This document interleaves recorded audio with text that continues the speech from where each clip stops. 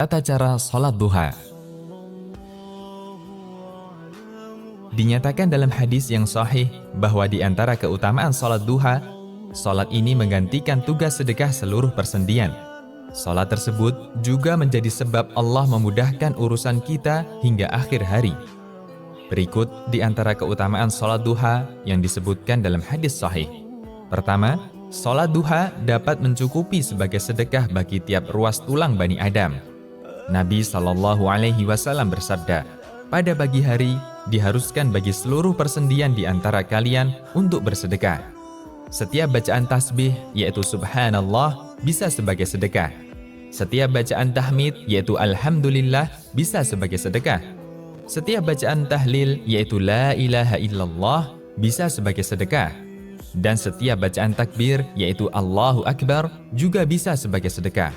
Begitu pula amar ma'ruf, yaitu mengajak kepada ketaatan, dan nahi munkar, yaitu melarang dari kemungkaran, adalah sedekah. Ini semua bisa dicukupi atau diganti dengan melaksanakan sholat duha sebanyak 2 rakaat. Hadis riwayat Muslim. Kedua, sholat duha merupakan salah satu wasiat Nabi SAW kepada beberapa sahabatnya. Di antaranya Abu Hurairah radhiyallahu anhu, beliau pernah mengatakan, kekasihku, yaitu Nabi Muhammad SAW, mewasiatkan kepadaku untuk berpuasa 3 hari dalam tiap bulan, melakukan 2 rakaat sholat duha, dan melakukan sholat witir sebelum tidur. Hadis riwayat Bukhari dan Muslim. Ketiga, sholat duha merupakan sholatnya orang-orang yang rajin bertaubat. Rasulullah SAW bersabda, sholatnya orang-orang yang bertaubat adalah pada saat berdirinya anak unta karena teriknya matahari. Hadis riwayat Muslim. Syekh Muhammad bin Saleh Al-Utsaimin dan Syekh Abdul Aziz bin Baz rahimahumallah dalam penjelasan Riyadhus Shalihin menyebutkan bahwa salat yang dimaksud adalah salat duha. Hadis ini juga menjelaskan bahwa waktu yang paling afdal untuk melakukan salat duha adalah ketika matahari sudah terasa panas. Keempat, mendapat pahala haji dan umrah yang sempurna. Dari Anas bin Malik, Rasulullah SAW bersabda, barang siapa yang melaksanakan sholat subuh secara berjamaah, lalu dia duduk sambil berzikir pada Allah hingga matahari terbit, kemudian ia melaksanakan sholat 2 rakaat, maka ia seperti memperoleh pahala haji dan umrah. Beliau pun bersabda, pahala yang sempurna, sempurna, dan sempurna. Hadis riwayat Tirmidzi dan dihasankan Syekh Al-Albani. Kelima, termasuk sholat awwabin, yaitu orang yang rajin bertaubat. Dari Abu Hurairah radhiyallahu anhu, Rasulullah SAW bersabda, tidaklah menjaga sholat sunnah duha, melainkan awwab, yaitu orang yang kembali taat. Inilah sholat awwabin. Hadis riwayat Ibnu Khuzaimah, dihasankan oleh Syekh Al-Albani. Imam Nawawi rahimahullah berkata, awwab artinya adalah orang yang taat. Ada pula ulama yang mengatakan bahwa maknanya adalah orang yang kembali bertaubat. Hukum sholat duha. Menurut pendapat yang paling kuat, hukum sholat duha adalah sunnah dan boleh dirutinkan. Abu Hurairah radhiyallahu anhu mengatakan, kekasihku yaitu Nabi SAW mewasiatkan 3 nasihat kepadaku, berpuasa 3 hari setiap bulannya, melaksanakan sholat duha 2 rakaat, dan berwitir sebelum tidur. Hadis riwayat Bukhari dan Muslim. Waktu sholat duha. Sebelumnya kita awali dengan hadis tentang waktu larangan sholat. Terdapat hadis yang menyebutkan waktu larangan untuk sholat. Dari Uqbah bin Amir radhiyallahu anhu, dia berkata, ada 3 waktu di mana Nabi SAW melarang kami untuk melaksanakan sholat di 3 waktu tersebut, atau menguburkan jenazah kami. Ketika matahari terbit sampai tinggi, ketika seseorang berdiri di tengah bayangannya sampai matahari tergelincir, dan ketika matahari miring hendak tenggelam sampai benar-benar tenggelam. Hadis riwayat Muslim. Pada hadis di atas, ada 2 waktu yang mengapit waktu duha. 1. Ketika matahari terbit sampai tinggi. 2. Ketika seseorang berdiri di tengah bayangannya sampai matahari tergelincir. Ketika matahari sudah terbit, mulai kapan sholat duha sudah boleh dilaksanakan? Apakah tepat setelah terbit, ataukah ditunggu sampai agak tinggi? Ulama berbeda pendapat mengenai waktu mulainya sholat duha. Sebagian ulama Syafi'iyah berpendapat bahwa waktu mulainya sholat duha adalah tepat setelah terbitnya matahari. namun dianjurkan untuk menundanya sampai matahari setinggi tombak. Pendapat ini diriwayatkan An-Nawawi dalam kitab Ar-Raudhah. Sebagian ulama Syafi'iyah lainnya berpendapat bahwa sholat duha dimulai ketika matahari sudah setinggi kurang lebih 1 tombak. Pendapat ini ditegaskan oleh Ar-Rafi'i dan Ibnu Rif'ah. Demikian yang menjadi pendapat Imam Abu Syuja dalam matan At-Taqrib ketika beliau menjelaskan waktu-waktu yang terlarang untuk sholat. Hal yang sama juga menjadi pendapat Imam Al-Albani. Beliau ditanya tentang berapakah jarak 1 tombak. Beliau menjawab, 1 tombak adalah 2 meter menurut standar ukuran sekarang. Sebagian ulama menjelaskan, jika diukur dengan waktu, maka matahari pada posisi setinggi 1 tombak kurang lebih 15 menit setelah terbit. Waktu akhir sholat duha. Batas akhir waktu sholat duha adalah sebelum waktu larangan sholat, yaitu ketika bayangan tepat berada di atas benda, tidak condong ke timur atau ke barat. Untuk menentukan batas akhir waktu duha, Anda bisa perhatikan bayangan benda. Selama bayangan benda masih condong ke barat, meskipun sedikit, berarti waktu duha masih ada.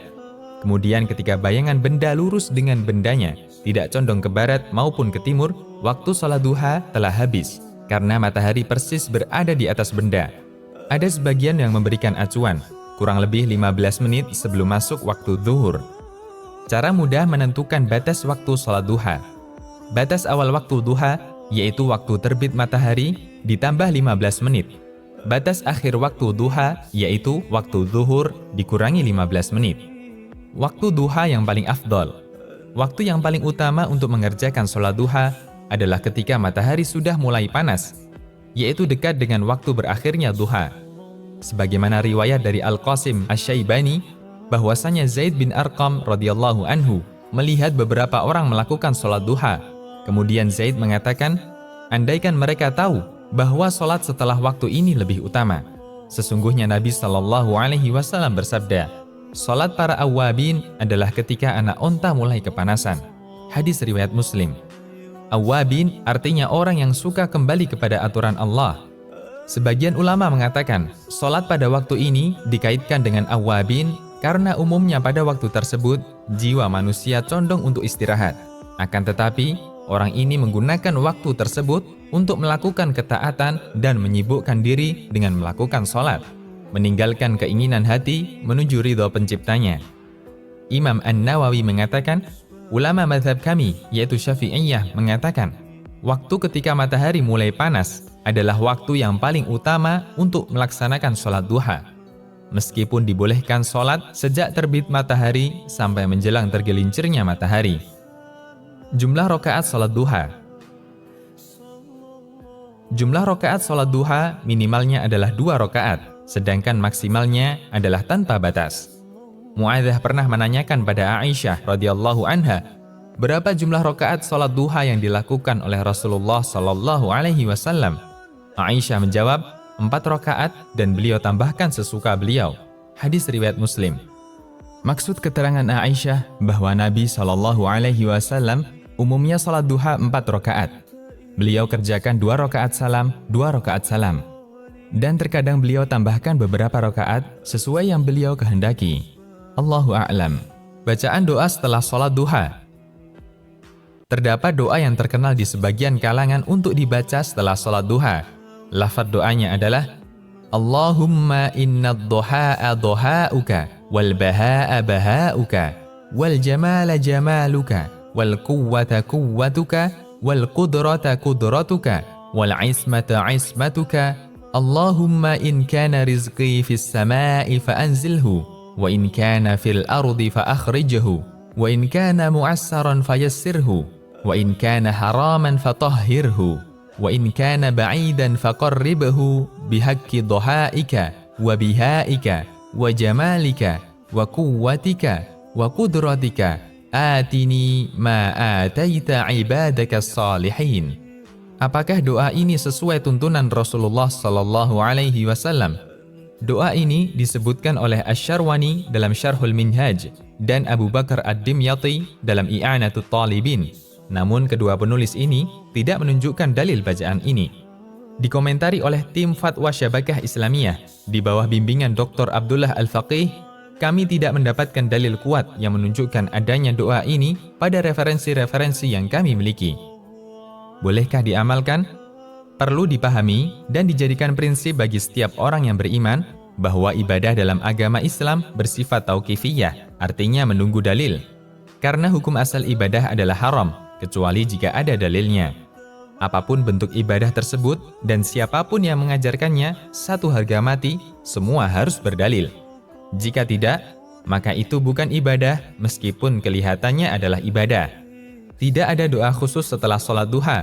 Hanya saja disebutkan dalam riwayat bahwa Nabi SAW pernah sholat duha, setelah salam beliau mengucapkan, Allahumma ghfirli wa tub alayya innaka antat tawwabur rahim. Yang artinya, Ya Allah, ampunilah aku dan terimalah taubatku. Sesungguhnya Engkau Maha Penerima taubat lagi Maha Penyayang. Sampai beliau membacanya 100 kali.